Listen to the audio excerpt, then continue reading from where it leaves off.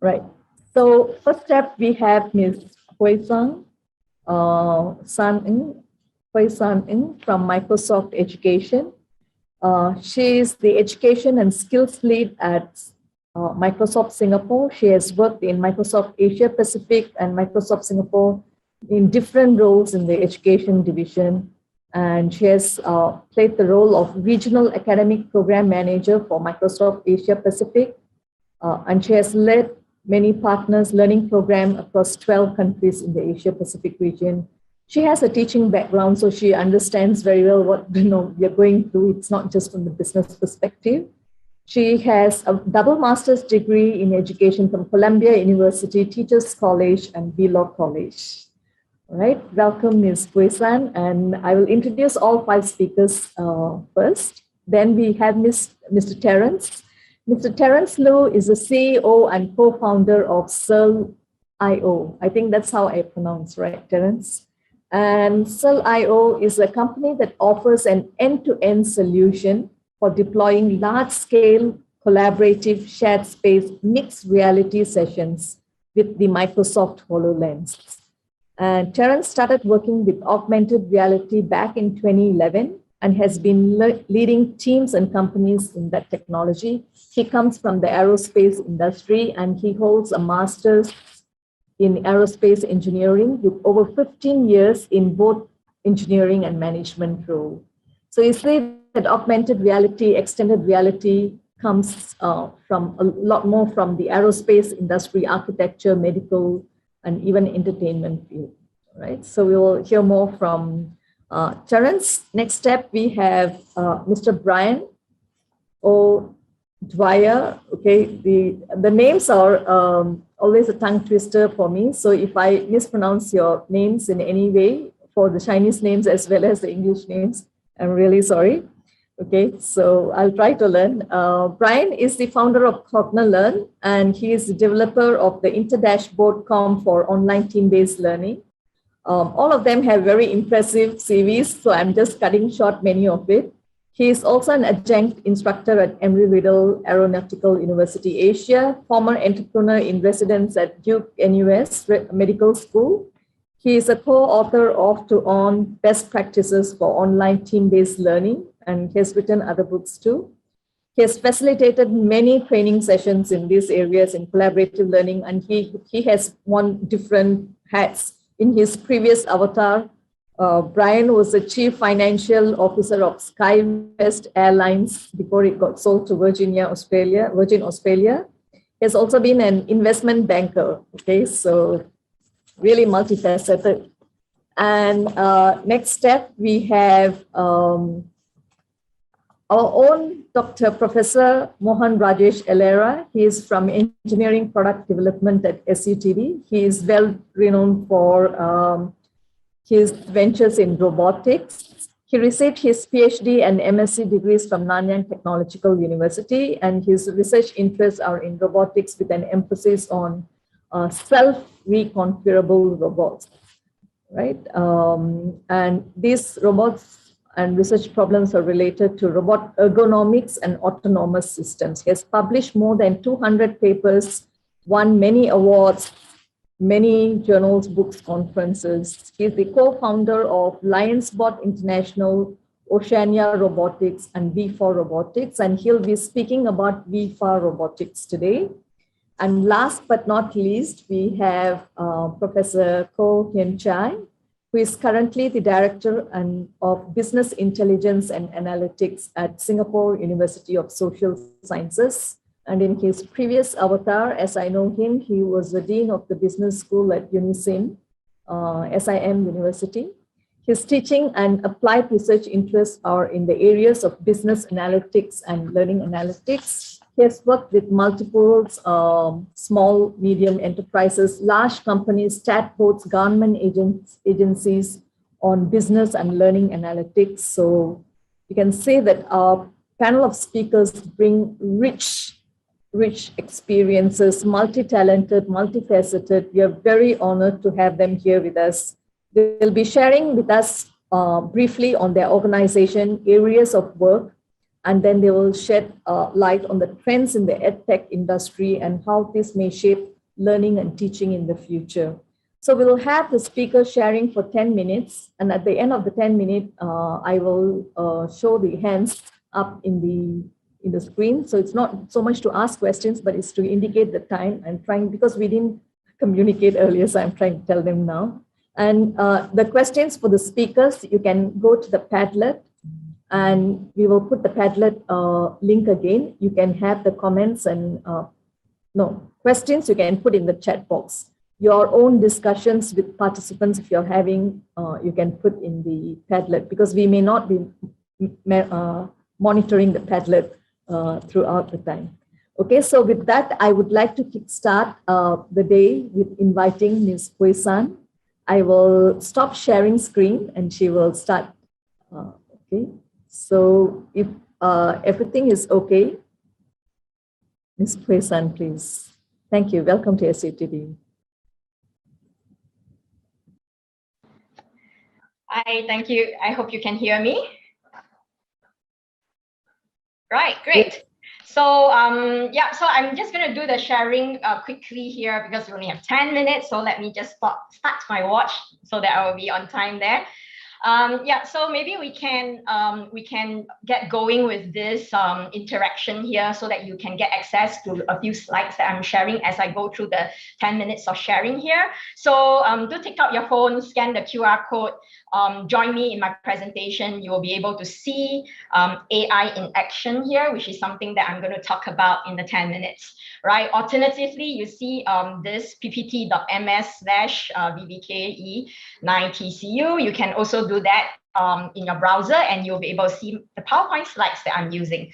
Right. So additionally, you would see transcript appearing on your screen, and if you click on the lower left-hand corner, there will be this word English. You can go and select the language that you like to do a real-time transcript on my what I'm speaking now. So if you choose Chinese, for example, whatever I say, yes, some of you already found the emojis. Yes, go through the emojis, respond to my slide, interact with me as I go through this 10 minutes sharing here. So I believe some of you would be aware of these features on PowerPoint, and basically you can use this as part of your remote teaching and learning to engage the learners better in some of our sharing or lectures, right? So down here, yeah, I've chose a subtitle to my PowerPoint slides in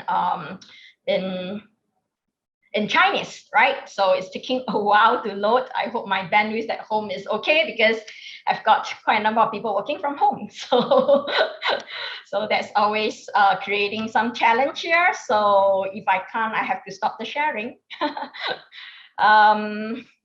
Looks like it is not loading. So just let me change a backup plan. We always have backup, right? So, so let me just share from my slides directly here. So you might not be able to see me advancing the slide because I'm not on the browser right now, but you get the idea, right? Using PowerPoint Live feature, you basically can interact with the audience and being able to provide real-time translation and stuff, right? So in 10 minutes here, I'm being tasked, right, to share. So I mean, I'm Puay San, Director of Education and Skills at Microsoft Singapore. So really thank you for this opportunity to share what Microsoft does in education and potentially also find some partnerships opportunity with SUTD, which we are already doing right now with some of your colleagues here at SUTD. Right, so yeah, so the organizer prompted us to do a brief introduction of ourselves, which I think I'll just skip that since that's already done. So back to the main topic about Microsoft in education. At Microsoft, oh, sorry, are you seeing my shared screen? Oh, okay, sorry, I'm having a dual screen right now. If you don't mind, I'm just going to unplug this. Okay. Just going down to this part here. All right, great. I hope you get this. Yep. So at Microsoft, our mission is to empower every person and organization on planet to achieve more. And thus, in the education team here, what we do here is to empower every school, every educator and student on planet to achieve more. It might sound a little vague here at one look, but this is the very purpose that drives our work across Microsoft Education and Skills team in more than 100 countries in the world, right? The focus of our mission is really to talk about, my slides is not advancing. Yeah, the focus of our mission, right, here is to really talk about transforming classroom time, right? And also improving learning outcomes and enabling affordable access to technology, right? Where technology is an enabler, as all of us recognize that, built on our intelligent edge and cloud, right? So, and I believe many of you are familiar with Windows and Microsoft 365 application like Word, Excel, PowerPoint, and Teams. But the added thing here is that, you know, you can see a lot more feature function, which is a potential that you can use to engage your learners in your teaching and learning, right? So our work isn't about selling you technology. That's not what my team does here, right? So our work is really working with our partners, like some of them on this panel here, right? With you and your teams in many different institutions, in many different areas, nicely captured by this Microsoft Education Transformation Framework. So we work with higher ed institutions, for example, on research enablement with our high performance computing and AI, building smart, secure, and sustainable campus, which the provost and president spoke about just now. And really, the gist of the whole thing is using technology meaningfully, right, to enable collaborative learning, so on and so forth, right? So, so down here, what I would like to really share with you is some of the resources and all that you can take away with you as we go about today's sharing, right? So to do this work here, we cannot do it alone. So we grow a very robust ecosystem to support the schools and work closely with various education communities from around the world. So here on screen, here is an example here where I hope I'm not blocking your view. So this is an example where we work with educators from around the world, all right, building resources at the Microsoft Educator Center, where this is a sharing of inspirational classroom activities where you can adapt, and there's a free on-demand platform of courses, learning path for educators and also school leaders, right? We also work with subject matter experts on researches and white papers. So you might wish to access some of the ebooks papers by scanning the QR code at the bottom left of the screen. So recently, just to share with you, we published Reimagining Higher Education as a student-centered experience. So student centricity isn't a new concept. I believe all of us know that.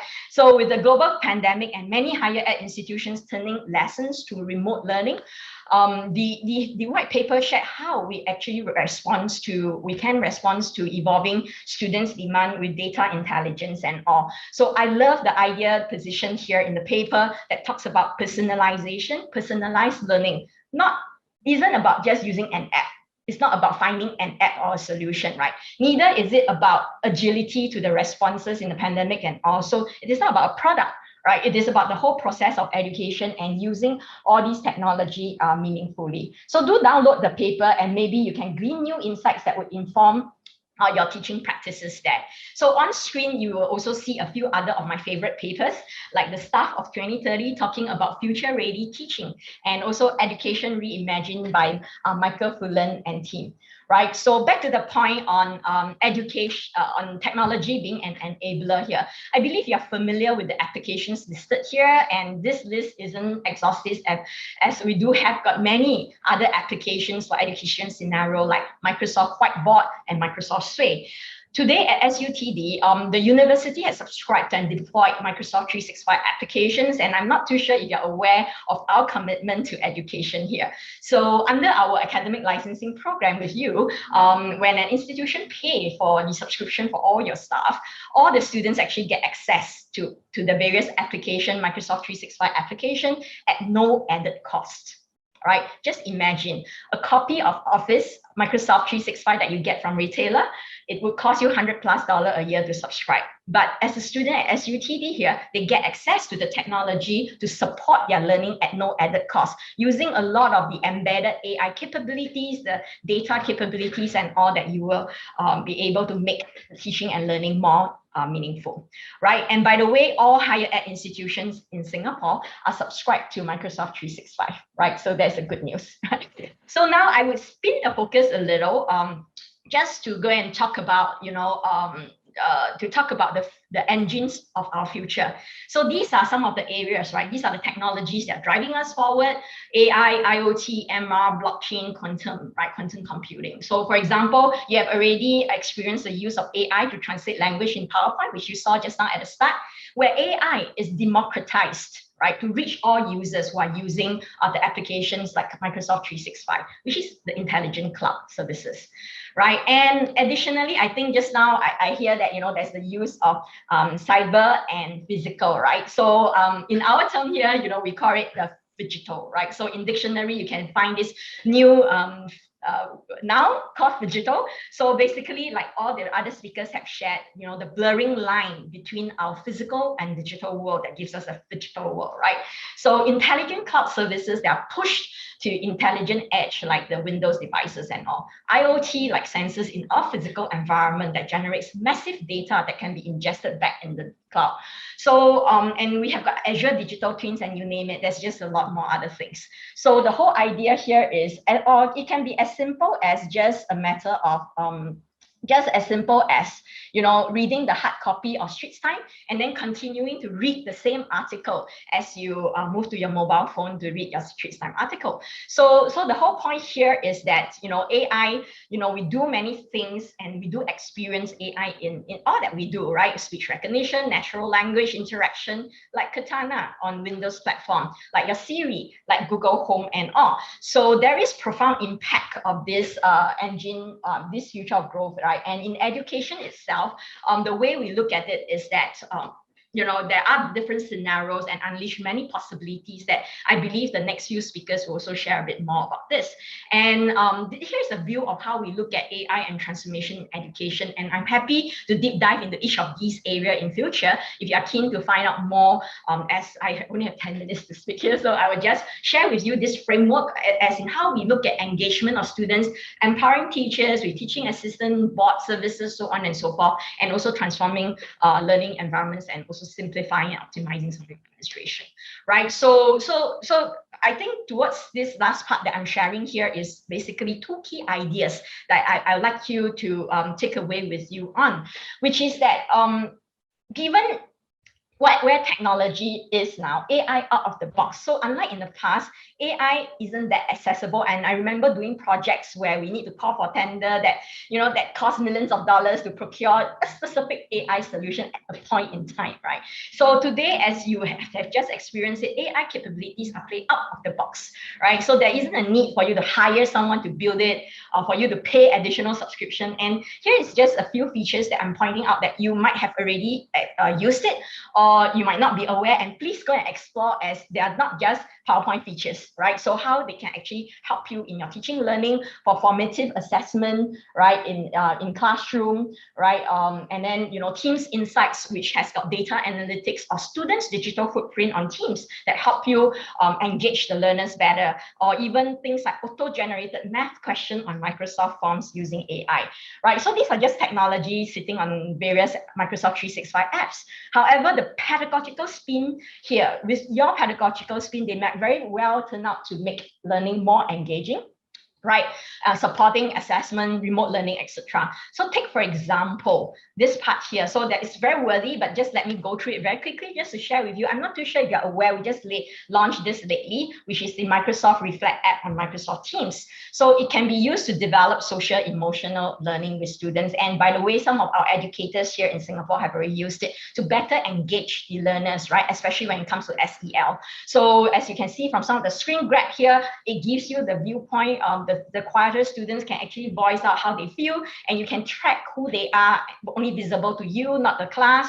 And then you can see how they feel today compared to yesterday, so on and so forth. So some kind of analytics there, right? So I see the hands up, and maybe the second idea I would just like to quickly end off with is really talking about not just democratizing AI in terms of having AI out the box, but also building AI solution with our robust partner ecosystem and partnerships like with Microsoft Research, like we also partner with AI Singapore and all, right? So this is just a portfolio of an overview of the different kind of capabilities, AI capabilities that we have on our platform that enables developers and data scientists to build, right, different kind of solution. And importantly, I'll just like to end off with this part about citizen developers, right, on our Microsoft Power Platform here. Right, so I don't think I have time to actually play this 2-minute video because my time is up, but do scan this QR code here and do watch the video at your own time, because I always find it very inspiring, right, to have 10-year-old twins, girls here, who actually turn ideas into reality with the Microsoft Power Apps, which is a low-code, no-code platform. 10 years old, can actually build application. You will see from their video, they build application to help themselves and help their friends who has allergy, track their allergy, so on and so forth. So that is really truly empowering, right? With all these technology platform. And that's the kind of world that our students, like what the presidents talk about just now, the Gen Z, right, is now exposed to, right? And thus, I always feel very inspired, you know, after watching this video, you know, that, you know, these are the work that we educators do. And beyond just digital literacy, media literacy, data literacy, you name it, cloud literacy, AI literacy, so on and so forth, right? So these are the things that we are getting through with the students, what we are trying to get at is really to empower them with the right skills to be future ready in that sense, right? So in this case, if a 10-year-old can do it, I'm pretty sure.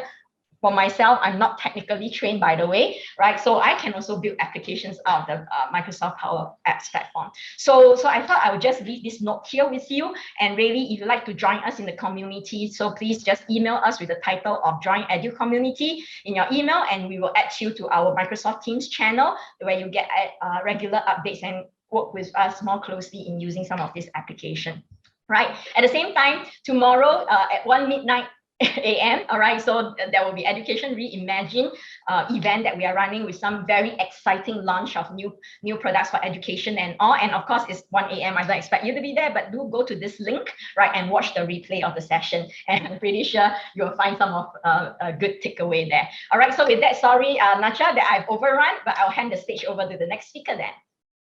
Any questions, please feel free to just text me in the chat. Thanks. Yes, thank you. Thanks so much. Next step, we'll have Mr. Terence. Terence, it's all yours. All right, I'm here. Let's see, let me just share my screen. So I believe that Microsoft also works with Terence company. Yeah, I did. I had to do a last minute add on to the slide because you put me on the spot earlier with that quiz question. So I thought if no one pays attention to anything, at least we walk away learning something. So AR, so extended reality is really a new term, but in terms of the AR kind of a timeline, first mention of it just turned off the 19th century. First meaningful headset was done in Harvard. Won't go too much in detail. And of course, the ubiquitous Pokemon Go that really put it on the map. But if anyone's more interested in the history of it, the evolution of these various technologies, I'll be happy to spend a whole day talking about it because it's just cool and fun. All right. Anyway, hopefully that helps a little bit. But thank you again to Nacha and the LSL team for inviting me to partake in this event. And to hear some very insightful discussion earlier. I did learn a few things along the way, although I must say a 60-year curriculum in college sounds really scary.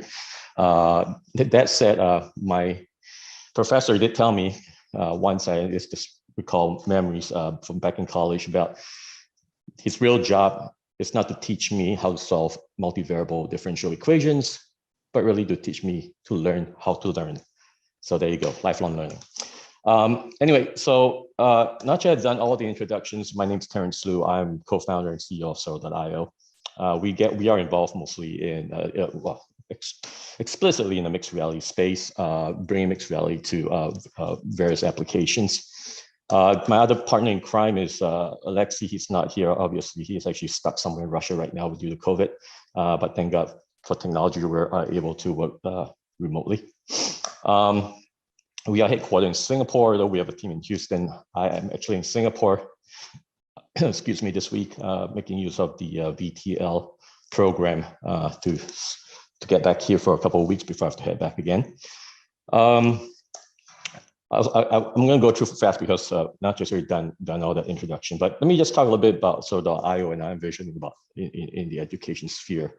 We work with enterprise government, but also with schools and learning institutions, really in what we call unlocking new opportunities and efficiencies using mixed reality. And our focus is more on scalable solutions, right? Not one-off apps or very specific use cases, but more on solutions that really can transform the way we collaborate and engage. So we offer a few products and services on our MRX platform, and I'll go through a little bit about it in due time. But we do a lot of custom solutions, and we also get involved with some of the R&D work here over IMDA with companies like IBM and even with Microsoft to some degree, right? Finding novel ways of leveraging the technology in different applications and use cases. I'm going to just do a little shameless plug on our platform. The reason I'm bringing this up is because we are actually talking to some teams in SUTD on bringing this solution into the fold. So it's our no-code platform for anyone, hopefully even 10-year-old tween girls, to create and deploy real-time mixed reality content, and then to be able to deploy remotely. In fact, this is taken out of my home in Houston as I'm working with one of my developers in Singapore.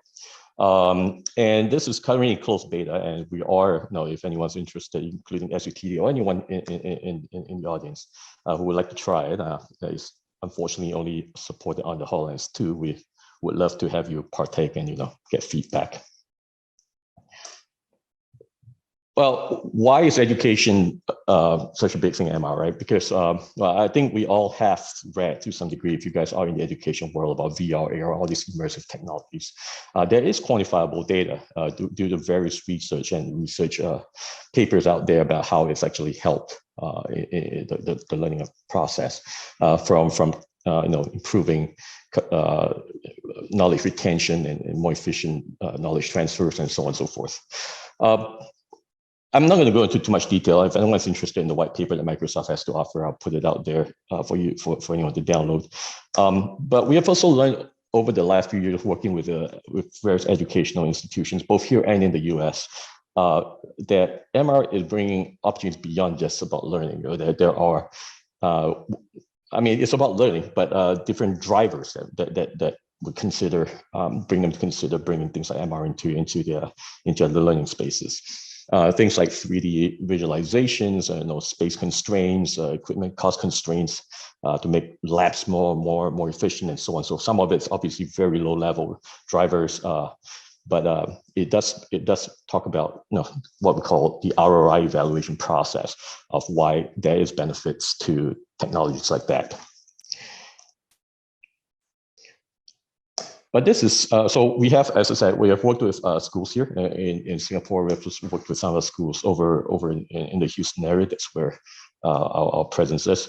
And we're certainly looking forward to work with more schools to really see benefits, how this can be brought into the learning space. I want to share this, and I think Puay San might be familiar. It's incidentally that Puay San is here because Puay San's team and our team with CGS was actually involved in a project a couple of years ago in bringing what we call class scale mixed reality into a learning space. This is with Crescent Girls School here in Singapore. And it actually speaks to, I think, the importance of collaboration between domain experts. We had teachers involved, we had students involved, we have the technologies involved, and we also have partners, strategic partners, like Microsoft involved, all bringing something to the table on how to actually develop not just a system, but a whole understanding of deploying in a meaningful way mixed reality into a classroom. Now, certainly it's been 2 years, I must say, we have extracted so much learning from it that the work that we've done here is actually now being applied to some of solutions that we are offering to agencies, government agencies, and even corporate clients today. So this was a very powerful experience. There's a link here if you want to read more about it. MOE made a video about it if you want to take a look at it. But there is things that we have learned that we continue to work with today to try to what we call make the adoption of the technology a little bit more meaningful and across the board. So from an education point of view, this is what we are continuing to pursue, is to, and I'm going to just skip through this really fast, there's a lot of animation, but to deploy a system in which technologies like MR can be used, deployed in the learning space. Under the four what I call key pillars of any tools that you bring into a school, things like accessibility, usability, scalability, maintainability, right? Not one-off solutions. One of the challenges we're seeing with immersive tech being implemented in schools right now, or even in the learning spaces, are what we call patchwork type deployments, right? Put on a pair of goggles here, go learn about something there. We don't see that as a sustainable way to really leverage the technology into classrooms. There, I think a lot more value is being thought of from a system point of view rather than a use case point of view. And this is what I like to invite anyone here who is, especially in the education space, who is wanting to collaborate with us to see how we can come up with a model framework and the solutions be able to bring technology like this into your learning space. We would certainly be happy to work with you. Now, this model is not unique to learning. This is the same model we're using in developing solutions to corporate clients, industrial clients as well. So there are a lot of overlaps here, right? But that's something we certainly would like to open up to the audience today. I know I have a very short time, so I'm not going to go very deep into everything, and I'll be happy to discuss in detail if anyone's more interested. But of course, I'm just going to end my slide with this, right? I mean, you can't talk about immersive technology without bringing up the big M word today. That's the metaverse, right? Just to clear up a few myths, since we've been talking about myths all day, the metaverse is not Facebook. So let's just get it out of the way, whether they renamed or not. What is the metaverse? Well, no one can say for sure, but it is going to be more involved in terms of immersion and 3D interactions, all right? So the question is, how do the learning pedagogies of today evolve into the metaverse age, where you find that permeating more into the lives of the demographics of your students or the learners, right? And I think there is a lot of opportunity today, especially with all these learning practices and all the experts out there, to really define systems, frameworks through collaboration to really shape the way learning can be better. And better can be defined in many ways, right, in the coming new internet age. That's all I really have to share. I know my time is up. I got my 10-minute counter, and I really didn't want the hands sticking out in front of me before I have to sign off. But just want to leave you to this thought, and then I'll pass the stage on to the next speaker. Okay, is that okay? I'm going to stop here.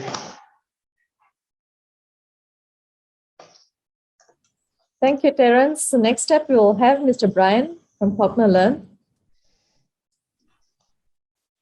Hi, how are you? Great to have you with Hi, us. Brian. I'll do the old school PowerPoint screen sharing, although Puay San Ng, I was so impressed to see if I could try to make that work in the few minutes we had, but delighted to be here. Shall I get started? Wonderful. Yes, well, please. Yeah. Great to be here. My name is Brian O'Dwyer, and I'm the founder of CognaLearn. I'm originally from Seattle in the US, home of Microsoft. And for me, I moved out to Singapore about 10 years ago, and I left to become CFO of an airline. So I love all the aviation stuff. I'm a pilot by hobby. And our airline grew fast, about 400, 800 employees in about 18 months. And our biggest challenge as an employer and a senior manager was finding the right people for our team. And so after we sold the airline, I was interested in that problem. And I'd also mentored Columbia and Duke students as an alumni career mentor and found smart people that couldn't find the right job. And so that mismatch was something I was interested in.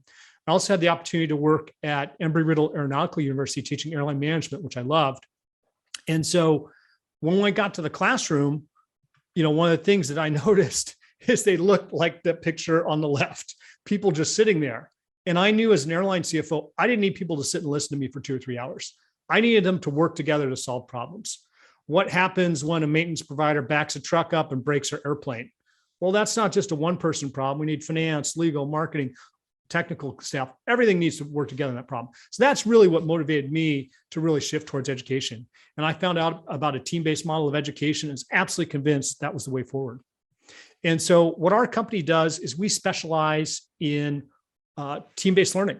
And our mission is really to help educators transition from the lecture model to the collaborative learning model. And we do that with an online team-based learning platform.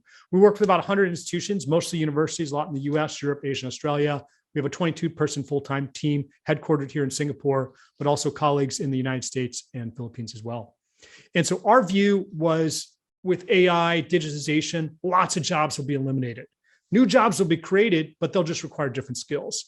And so that traditional listening-based model doesn't deliver the collaboration, critical thinking, complex problem solving that we need in the future. Now, from a technology standpoint, we've seen a lot of learning technologies. A lot of them are built for individuals, not for teams. Sort of like email was built for individuals, not for teams, gave rise to a whole series of collaboration tools. Some of them like Zoom we're using today, great for meetings, but they weren't built for learning. So there's no built-in assessment, monitoring of multiple teams in real time. So that's the gap that we sort of hope to fill. We do that in 3 ways, with 3 approaches. Number 1 is a process. Number 2 is a platform, technology. And number 3 is professional development. You may think of this the same way that companies were implementing ERP systems in the 80s. It's people, process, and technology. You need all 3 elements for it to work. So from a process standpoint, what we do is a form of blended learning, collaborative learning, pre-work, content transmission before, individual assessment, team clarifications, verified and students learn it on their own.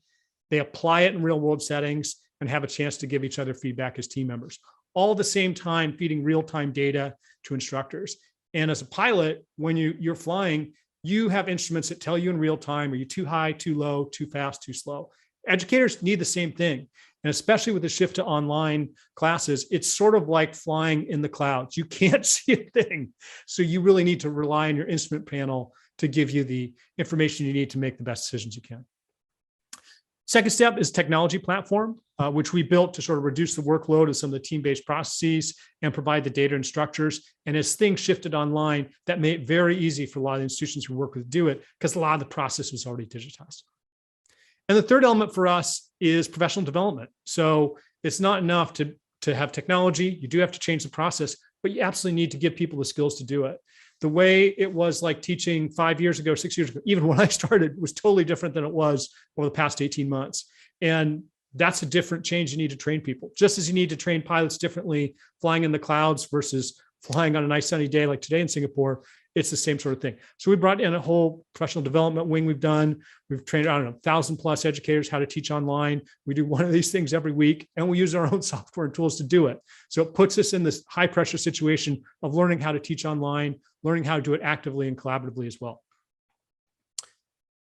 So when you do this, 3 things happen. Number 1, employability. And that's my main motivation, was getting people to work together and do them solving problems.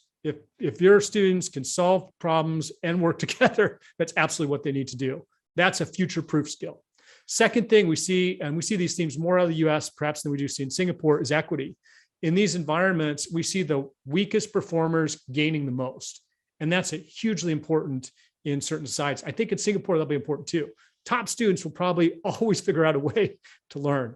It's that middle and maybe the weaker students that need the most help, and they benefit the most. And lastly, from an economic perspective, when you do these sort of things, students drop out less. They persist. They don't feel alone. They're not isolated. And it has very important implications for institutions as well. So what we've done, we work with about 100 institutions, mostly in higher education, about 1 in 10 US medical schools, 1 in 5 of the top 100 US universities, both big institutions like an Ohio State, Texas, Florida, special institutions or selective ones like a Columbia or Duke, but also institutions like Cal State LA, that's 70% low-income students. So a broad range of applications, also a range of applications in the workforce as well. In terms of how we work, we typically work with institutions that have their own instructors have their content, they have the existing learning management systems, existing web conference tools, and we just integrate in for the team-based learning activities. Now, in terms of how we work with people, we've done software licenses and pilots. We do a lot of faculty development. We do a lot of research. So we've co-authored papers and posters with our customers about how to apply team-based learning online, how to use the data that's generated. We've done beta testing. We started out 6 years ago with a 20 institution beta test. And then we also do student projects as well. So we've had some of our customers and collaborators do student projects, bring on for internships, and then even hire full time. So we found that that cycle of collaboration works pretty well, both from the research perspective, faculty development, software usage, and then integrating with student activities as well. So with that, we're interested in scaling our impact. For us, it's about the employability, the equity, and it's the economics. If you'd like to learn more, feel free to reach out to me or Shah, our business development manager in APAC. We'll go ahead and post the slides in the chat so you have it. But we're happy to spend more time for questions now or later and go from there. Thanks so much, Brian. It's a bit of a speed run. It's like passing the baton to the other person. That's all right. I mean, our philosophy is the interaction, the discussions, the best part. Yes. People are fast. They can pick up the slides well. Let's save more time for the discussion. So. Yep. Okay. So next is Mohan. Mohan. Yeah. Thank you. Let me share my slides.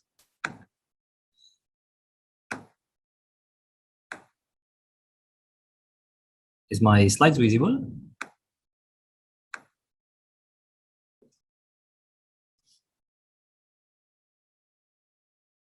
Yeah, is my slides visible? Yes. Yeah, thank you. Yep. Thank you. Thanks. Yeah. So good morning all. I'm Mohan. I'm an assistant professor at engineering product development pillar at SUTD. I'm also a co-founder of Lionsborn Oceania and WIFA, robotic companies that are into areas of maintenance and education. I'm very glad to be here in this platform to share developments in our efforts towards educational robots at SUTD. So robots for almost 3 decades have been a big source of inspiration for learning because of their animal-like or human-like behaviors and hardware structures and mechanisms that they exhibit. They always attract students and become an embodiment that brings students together. And educational organizations all the way from primary school to universities have leverage upon that to teach anything from mathematics, physics, coding, which is very popular, and beyond that, university curriculum that spans entire engineering and sciences skills. So there are studies from around the world that not just validate the usefulness of using robot in curriculum to teach concepts, difficult concepts at times, but also fostering creativity, teamwork, interpersonal skills, and beyond. While students work as a team to build a robot, and bringing a robot to life gives them immense pleasure and confidence in all STEAM topics: science, technology, engineering, AI, and mathematics. So with that, the trend has steeply been accelerated with advancement of both hardware and software engineering, with component technologies such as motors, sensors, onboard computers getting more affordable, smaller in size, with higher computational capacity and flexibility. There are plenty of variety of robots that has entered the educational robot market. And now we have robots that are modular, robots that are programmable, robots that are big and small. So now in the education industry, there are multitude of robots with different form factors and specifications that are present. So with COVID, the last 2 years have accelerated the adoption of robots even further. And the predictions from multiple agencies point to an increasing trend in terms of adoption by organization and individuals, students, in the years to come. So with SUTD, we look at robotics in a very comprehensive way and integration of robots in our education streams. So primarily, the role of robotics in education spans 3 areas. One, learning about robots, where our students and faculty work on robots, build up capacity in the understanding of theory, application of concepts to solve real-world problems using robots, and also skill sets that are related to robotics. It can span mechanism, it can span sensing, it can span control, artificial intelligence that these robots are equipped with, and intelligent behaviors. So beyond that, we also research and study into robot facilitated learning, where robots become a medium for facilitating teaching and learning in a classroom or beyond academic setting. Also, we research into learning with robots that students and faculty can use together, where the robot is a tool that enable learning of concepts from sciences to technology to design. So I will provide an insight into some of our work in these areas. So coming to learning about robots, here the idea is to delve deeper into a growing field of robotics. Now, there is big adoption of robots in a number of areas, especially jobs that are dull, dirty, and dangerous. Robots are increasingly occupying, elevating the role that people used to play. Take, for example, cleaning. So cleaning is a job that is an everyday job, and with COVID, the importance of cleaning has accelerated. The frequency of cleaning has accelerated. However, the number of cleaning professionals in the market has dropped. Therefore, it's an ideal place for robots to support in a market where automation is absolutely essential, providing higher value jobs for people. And here, with respect to learning robots, SUTD's niche is in reconfigurable robots. We are well recognized as a front runner in reconfigurable robotics, as a top contributor to intellectual outputs. And these are robots that are able to change their shape, like Transformer in the Transformer movie, like Optimus Prime. So these robots differ very much from traditional robots in a way. They change their shape from one form to another to overcome difficulty in the terrain they move around or the tasks that these robots perform.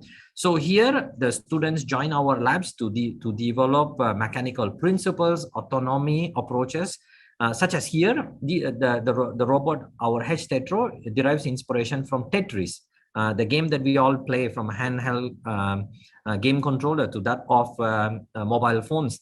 And the robot can significantly achieve a higher area coverage compared to commercial designs, which are mostly fixed form. And here, the students that join our lab learn about mechanisms, learn about control theory, and how do they apply control theory to make the robots move seamlessly and to make these robots autonomous. So beyond that, the students also learn the design principles that enable these robots to offer substantially better performance. So here is an example where we have the world's first staircase cleaning robot, and a number of work packages have been developed, from all the way with control to autonomy, that enable the robot to classify the staircase into many types of staircases, like straight, left-leaning, right-leaning, spiral staircase, to generate control primitives to climb and clean. The students engaging learn niche topics in AI and apply them to make the robot react to different circumstances and people.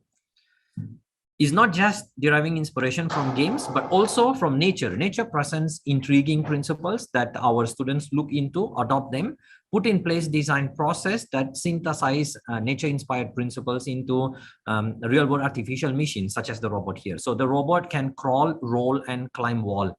3 modes of locomotion in a single miniature robot.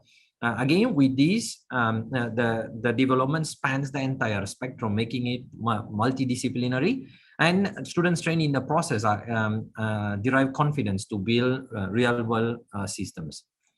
So moving to robot facilitated learning, this area has received a lot more attention in the last 2 years with COVID and restrictions on students attending classes in large numbers and them participating in team activities, especially for SUTD with our team-based learning, project-centered learning. In SUTD, a typical student would conduct over 30 design projects, and kinesthetic learning is very important. And here we are looking to to integrate robots as integral part of classroom to offer personalized learning within a classroom setting in a post-COVID world. So we are very much used to the traditional physical dimension of a classroom. With COVID, we have now mastered the art of cyber dimension. So we have Zoom, we have Teams, and we have lessons all the time, and students are much accustomed to this. And as we move forward, we are going to have a hybrid system where we have cyber and physical, and we see that robots can play a bigger role by providing a higher degree of mobility to this cyber dimension.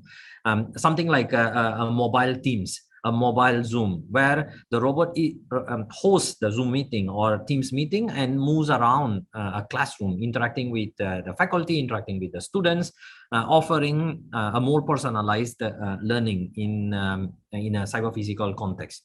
So there are many products in the market. However, these products are often also research prototypes. Often they are more general purpose. Our idea here is to leverage on our expertise in configurable robots that can be configured from one context to another, and that is going to be very useful in a classroom. As at one point we may need a tabletop robot, to another point where we need robots that can move around, and in some other cases robot with an arm, a manipulator to point to and handle objects of interest. So here at SUTD we are making concerted effort to develop robots that are configurable, that can be used in different contexts and provide real value to learning. So here we have some of our initial trials and deployments and video of the same.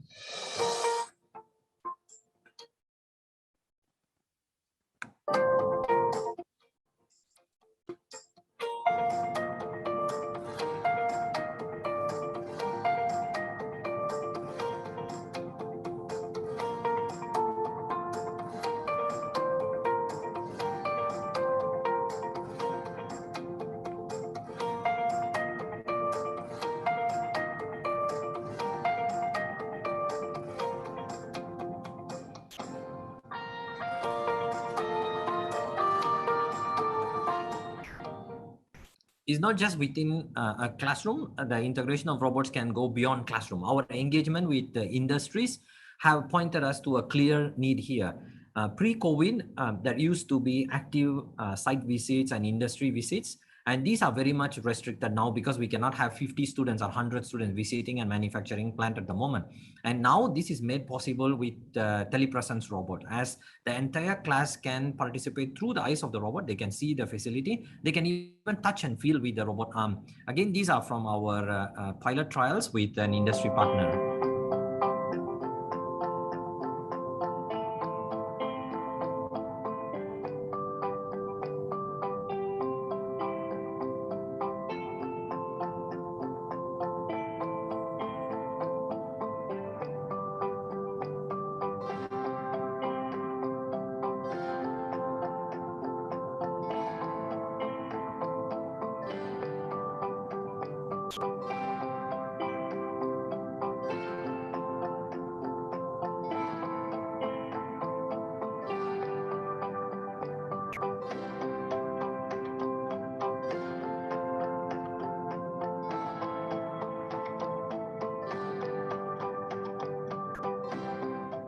So this is a clear case where the students learn from a real industry, observing and reinforcing the theory that is learned in a classroom, and for the industry to expose students to a potential company, because often industry gain talent through showcasing their infrastructure, showcasing their edge to prospective employees. And that with robots, we are now opening up the possibility again. So moving to learning with robots, here robots are tools for students to learn interesting concepts.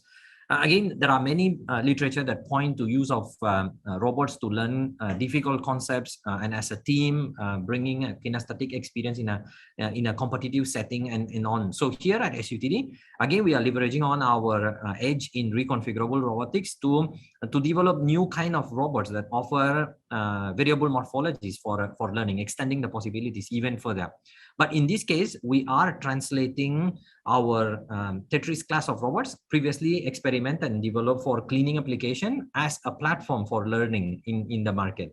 So a local startup has been spinned off from our lab, V4 Robotics, that has licensed the technology from the university and is looking to bring the robot to market in January 2022.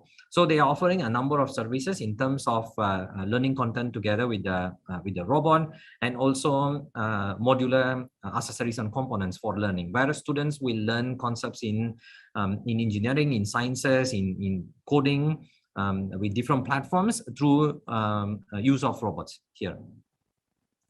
So thank you again with our efforts here, we look at the entire span of use of robots, from robots for learning to learning with robots and robot facilitated learning. So in a comprehensive way, and we firmly believe that robot will become integral component in every classroom of the future. And SUTD is a leader in this effort. Thank you. Hey, thanks, Mohan. With that, we see that we have a lot of data, and to analyze this, we will have Prof. Hian try to do on learning analytics. Yeah. You can share, Prof. Yes, thank you, Yes, Nacha. well, Let me do a share thank screen you. now. Mohan has to stop sharing, right? Do you see my screen? Yeah, we can see it now. Yes. Okay. Thank you.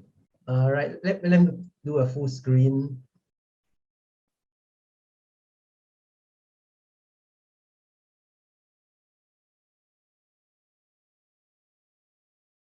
All right. Good afternoon. Thank you for this opportunity to share at the annual SUTD Pedagogy Day. I'm Hian Chye. I'm from SUSS, the Singapore University of Social Sciences.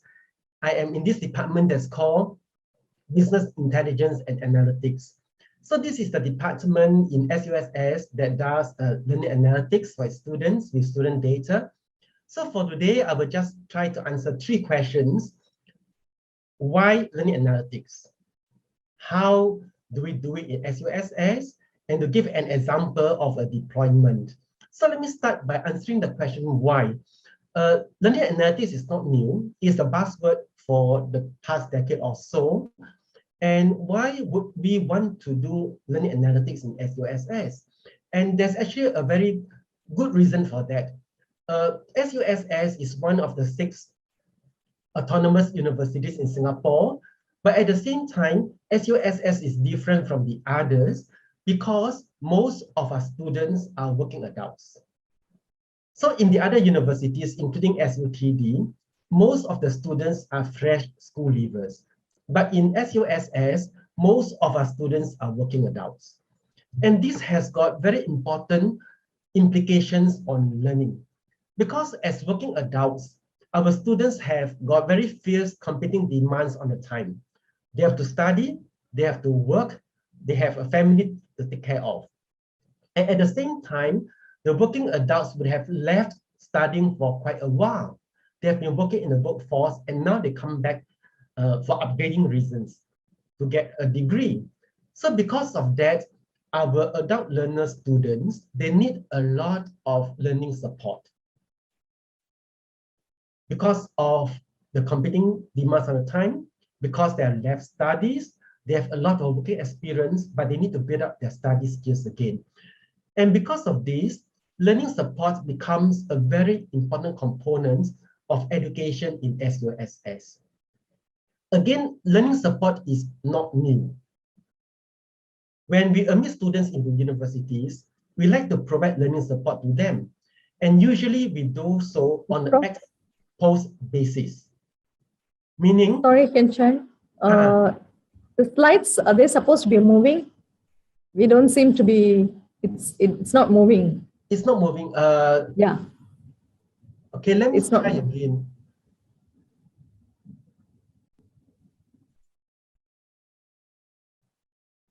Oh, this is my first cover page. Do you see my cover page? Yes, we are seeing the SUSS photo now. Oh, okay. That means it's not synchronized. Slide 2. Yeah. Okay, let me stop share and try again. Okay.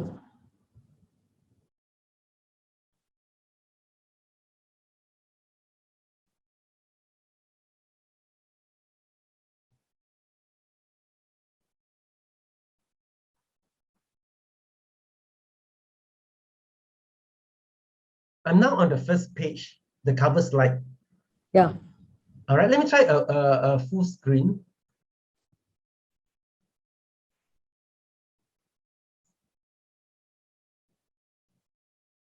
Do you see my cover slide?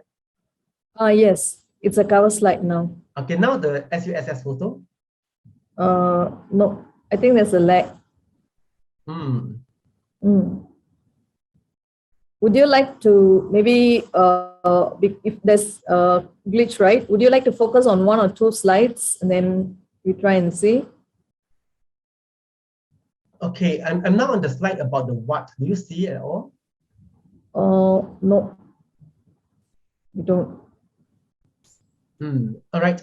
What I'm going to do is I'm going to move out to the living room to see Okay. whether the reception is any better. Okay. All right, so just give me a minute. I'm moving out now. Okay. Yeah. So that's part of technology as well. Sometimes we have glitches. Sometimes the Wi-Fi doesn't work. And I always fear of the next COVID being the internet or, the Wi-Fi disruption. Now we are relying so much on technology, right?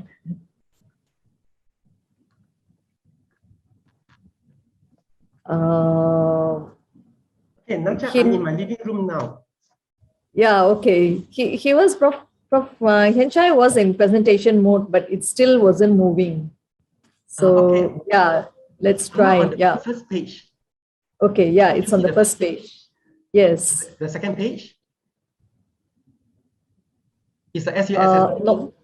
No, it's not. Yeah. Okay. So On Nacha, did you have my PDF yeah, presentation? we have your PDF, but I need to, yeah, let me let me get that. You want to go on speaking, Prof. So Prof, you should, can you unshare then share again? I think then it works. Can you let me get the slide. Yeah. So I just proceed, Nacha. Yeah, you can, maybe you just proceed. Let me try and get at my end. Okay, so I was just saying that we provide learning support to our students, which is very important, and this is where learning analytics come into the picture, right? So how do we do learning analytics in the university? Essentially, we have this department that's called Business Intelligence and Analytics, and it has got basically 4 major components. The first major component is the data warehouse. To do learning analytics, or for that matter, any analytics, if there's no data, there's no data mining. If there's no data, there's no analytics, right? So the data warehouse is a very important part. Excuse me for 1 minute. I'm switching on the fan.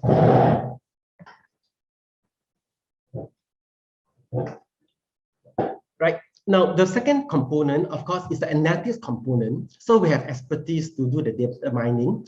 And the third component is the deployment component, which is the reporting infrastructure.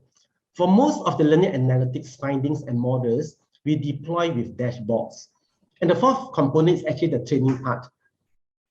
So we need to train people to use the dashboards or the learning analytics and so on.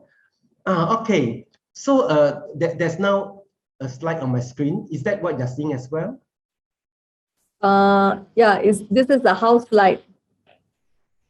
Okay, the house slide, that's correct. Okay, very good. So so this is what we have in B&A, and that's how we do learning analytics there, with the data warehouse, with the analytics infrastructure, with the reporting infrastructure, and also with training. Maybe we move to the next slide.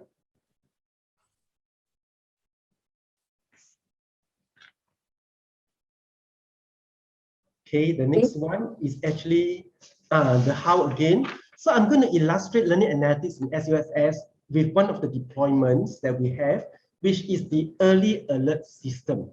I mentioned just now that we like to provide learning support to our students. And in terms of learning support, we can always try to identify students who are at risk.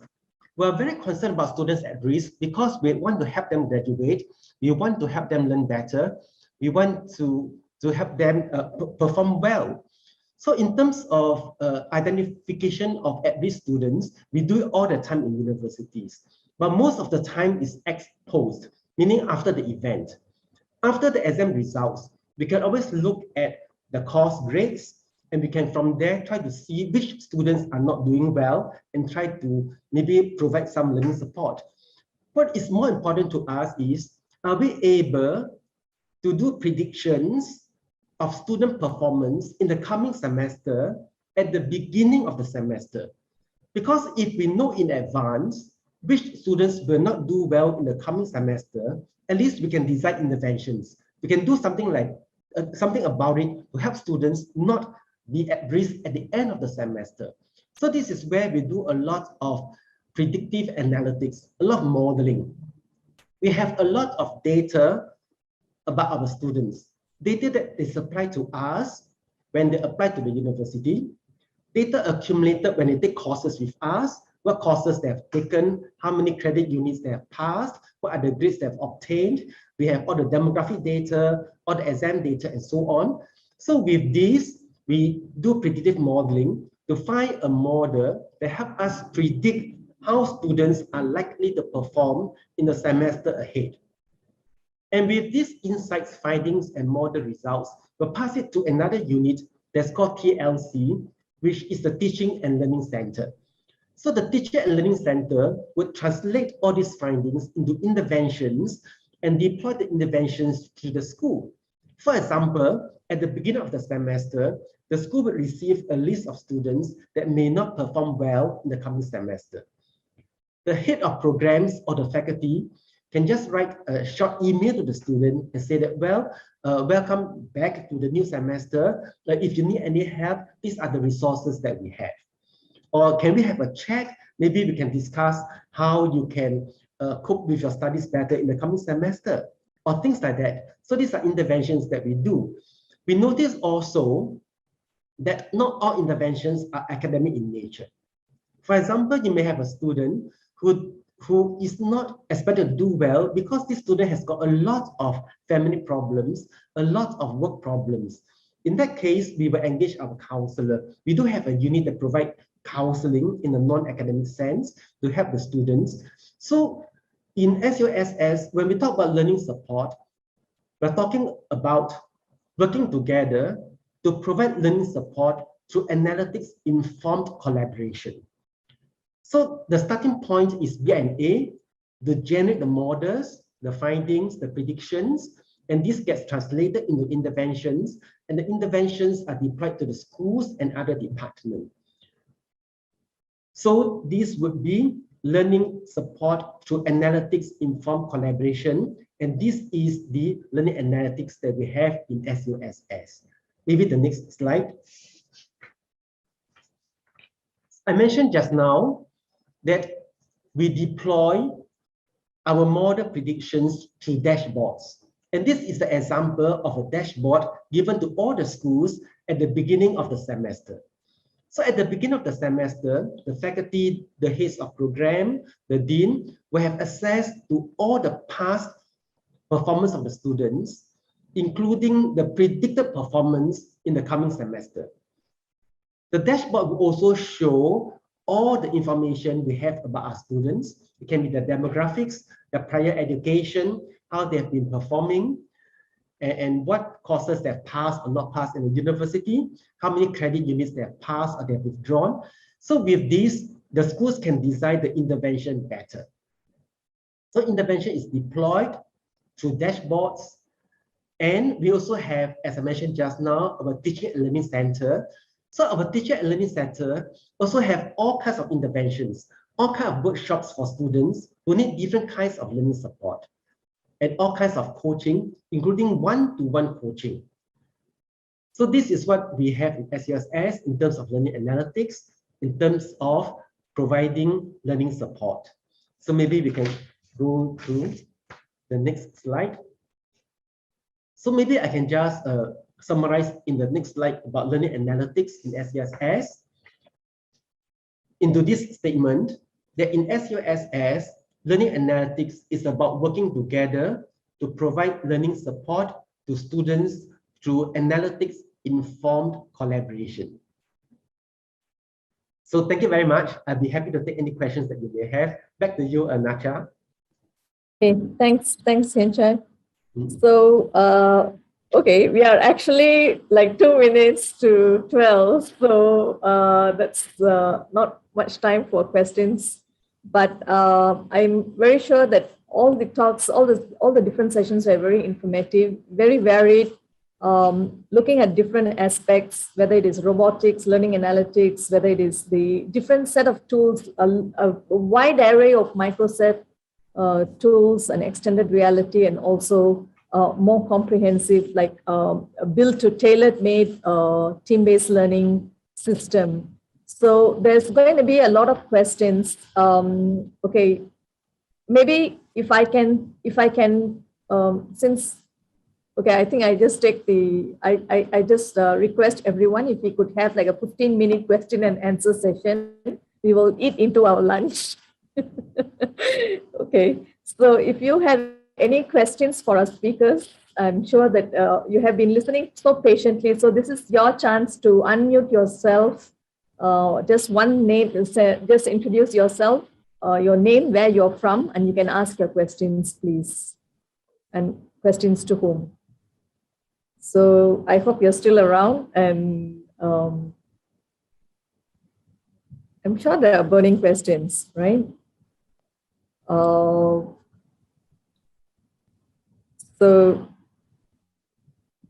any questions, or you guys can just share your thoughts, what you have about the session, maybe. May I invite the floor? This is supposed to be panel discussion. Kin Leong, would you have any thoughts or questions? Prof. Sure, Nacha, thank you everyone for the interesting presentation. Kin Leong here. Just wondering, like what the keynote speaker has been saying, right? We are dealing with different kind of learning needs and different learners as well. And always very curious that, moving forward, even someone mentioning 60-year of learning experience required. Let us treat ourselves as a, even learner as well. So I'm just thinking, going back to my question to the keynote speaker, how to actually, make the student to be, on one hand, to be a self-paced learner, but on the other hand, to be able to make full use of whatever technology you guys just talked about, learning analytics, even Microsoft AR, VR stuff, to be a more, I would say, not just a self-paced learner, but to be a more active learner in that sense. Yeah. I mean, any comment will be useful for us to even develop the Campus X that I'm actually leading. Thank you so much. I mean, the immediate reaction is how you use the technology. And so, I mean, in our process, we find that we have a lot of focus on the team, but you also need mechanisms to support individual accountability, both in terms of individual assessment, individual teammate reviews, and that's that individual accountability that sort of drives that ownership. The other mechanism is a team accountability. So if it's just me, I can not do the reading and show up. But if I'm letting all my teammates down, it's a little bit harder because it creates sort of social pressure. So I think it's the different interplay between how you use the technology, how do you use the process or the pedagogy to sort of create those incentives, whether it's intrinsic or extrinsic motivation to drive that accountability or that motivation. That's just my perspective. I think I want to add something, and I do agree with Brian. I mean, all these technologies as we've been presented are really tools, right? I mean, tools to help, just like a hammer to help with building a house. How you use it, in what way, what direction, when is really, I think, the key here. On my side of things, at the end of the day, in terms of learning, is how do you elicit the kind of empathy, enhance the engagement to the subject at hand, whatever that subject may be. So with what we're doing, we're looking at sense of presence. We're looking at things like visualization, things like that, amongst all the other technologies that come to support that process of eliciting empathy and engagement. But the other thing I'm thinking about too, perhaps, is, and this is something that we've been hearing a lot about, is although these technologies seems to be geared towards educators for use, we have seen interesting use of our technology where educators would like the students to use as a creative outlet for projects, for perhaps even as a response to an assessment, perhaps. And I thought that was quite an interesting look at the way some of these technologies are deployed, not strictly as an educator's tool, but could also be a student's tool to really open up a new channel for creativity, which I believe is a real big influence towards learning. So anyway, that's my 2 cents. So I'll pass it along to maybe someone else who might have more insights. From my observation, teaching at universities all these years, I think that the most important part is actually the attitude of the students. In other words, the hard skills you can try to teach. You can try to teach them different software, different hardware, but the most important thing is still the attitude towards lifelong learning. If students do not care about lifelong learning, no matter how much technology you give to them, it will not be of any productive use to them. And this is where it's so difficult to inculcate this attitude of lifelong learning. So I think this is where we need to put some emphasis on. But of course, at the same time, there are technologies out there that can facilitate lifelong learning. There can also be soft skills out there that can also help students do lifelong learning. Like even like skills for students to learn how to learn. I think all these are important, and we have to put all these in the same basket and see how we can kind of put them together and give students the right attitude, the right soft skills, the right hard skills, the right technologies. So hopefully students will then get onto this journey. So this is my observation so far. I think one of the things that I observed in all of the different sessions was that there was a mention of faculty development or professional development or training and development for users. So this is both for students as well as faculty members. So this is also leading on to the discussion earlier. So what is your thoughts on that? It's not just giving the tools to the students, right? It sounds like you need to also support them in their teaching, in their learning, and also use of technology. So especially when it's about robotics or extended reality and things like that. So the other topics as well, invite you for your views, please. Maybe I answer this first. And as I mentioned just now, in B&A, there's one important component, which is training. And we do conduct a lot of training for faculty and staff of the university. So for example, every year, we will have dashboard training. There'll be about 8 sessions or 4 sessions. And we have a lot of analytics training for faculty and staff. And we believe also in self-service analytics. In other words, we work with the different schools, we work with the different departments to have deployments together, to do learning analytics projects together. So training is a very, very important part. In starting this year, in addition to training, to help us build capability, we have also started competitions.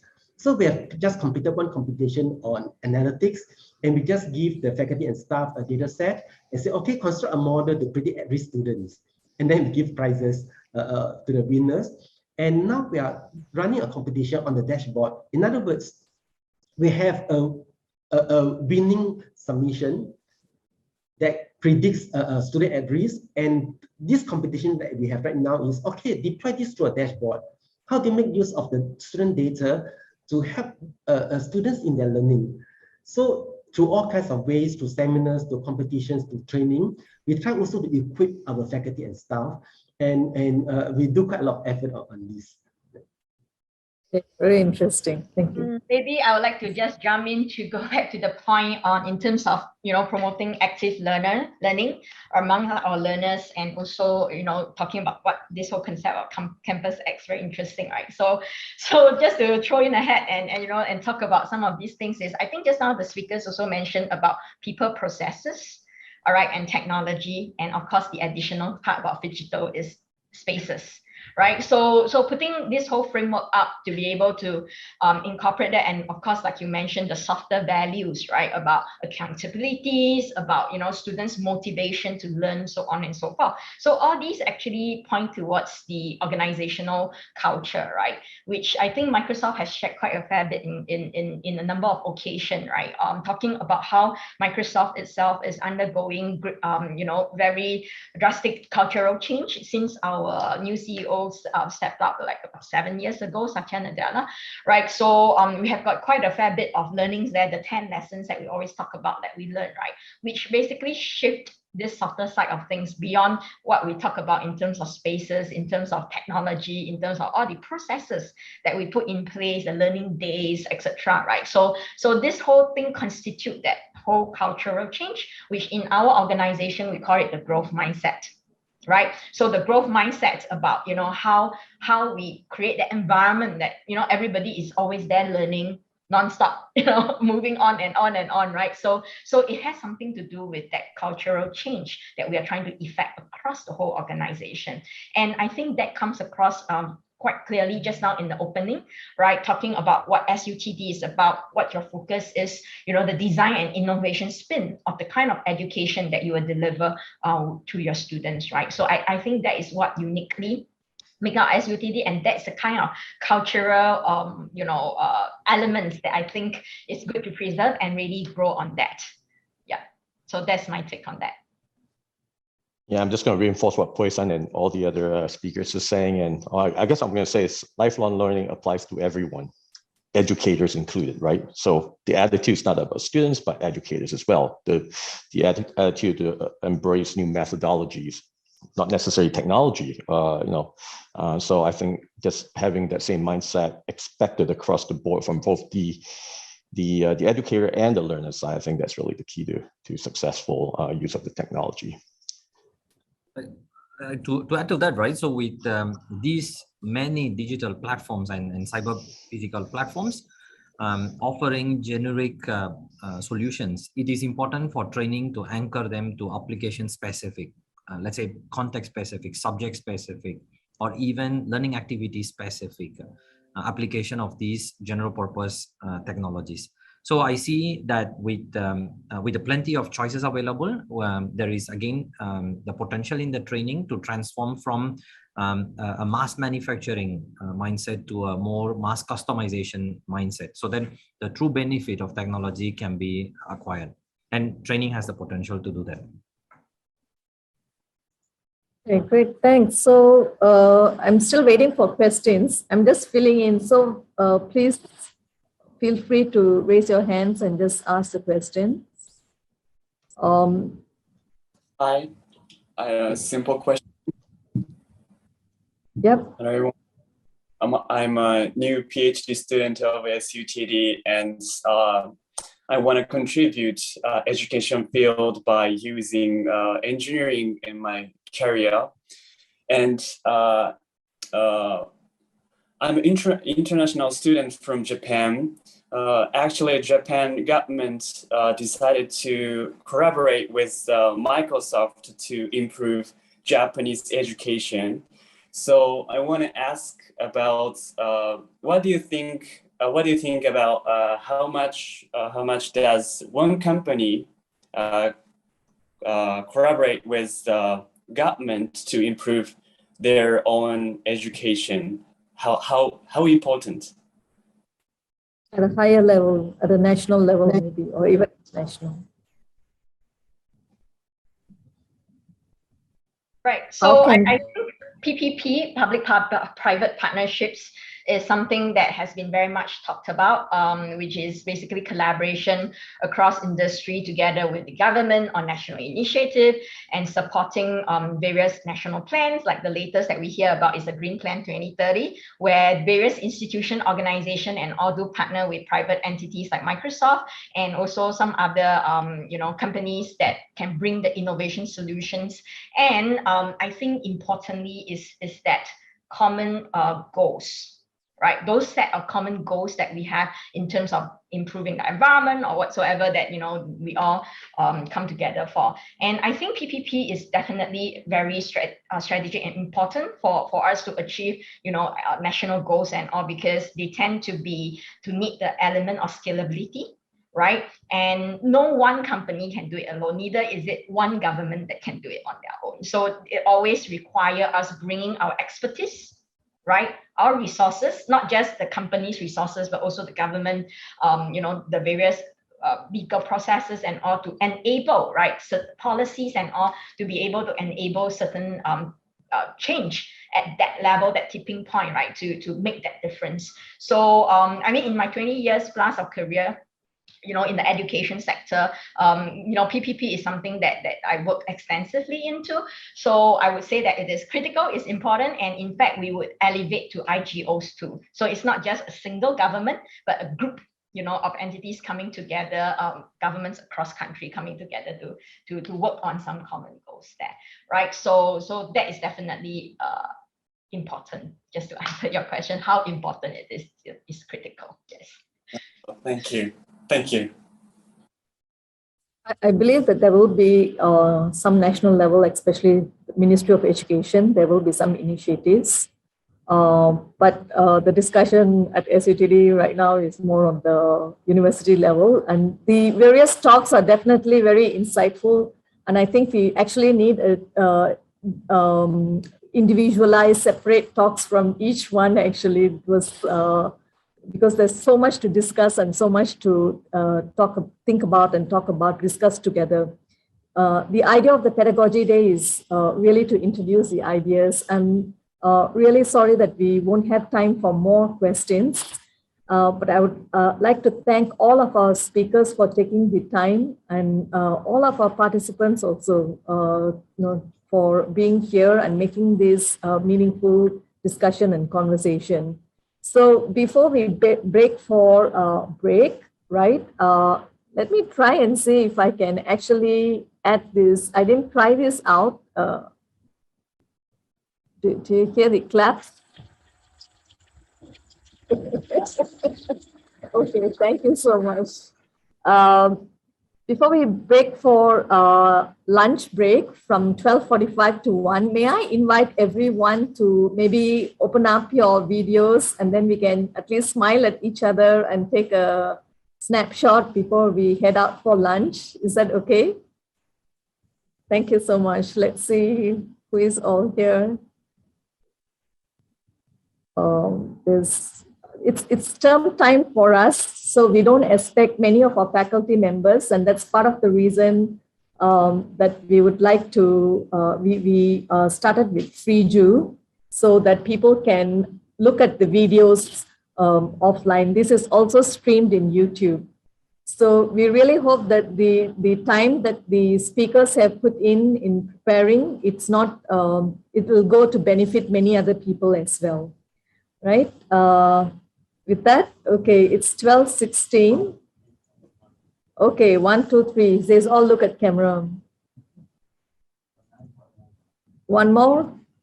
1, 2, 3. Okay, great. Thank you. Thank you so much. Okay, we will come back at 5 minutes to 1. Okay, have a nice lunch and we'll see you back here again. Thank you. Thank you. Thanks.